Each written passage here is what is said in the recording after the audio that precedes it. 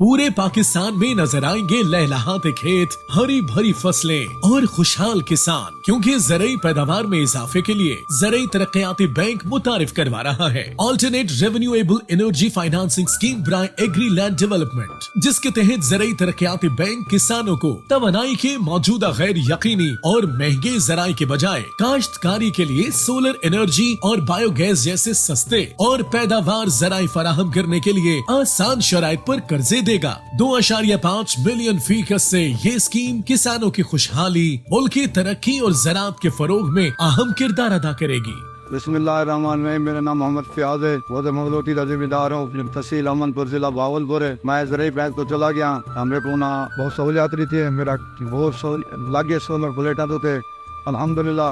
बिजली तो मैं तंगा 2-3 लाख रुपये मेरा हर महीने का मेरा दिल ना खड़ाई, वो तो मेरी जान छुट गई है अल्हम्दुलिल्लाह। ज़राई तरक्याती ने बैंक ने मेरे को बहुत इज्जत दी थी। ये गल है मेरा सोलर बहुत चल रहा पे अल्हम्दुलिल्लाह। मैं ज़राई तरक्याती बैंक दुआ को मैं शुक्रगुजार हूँ।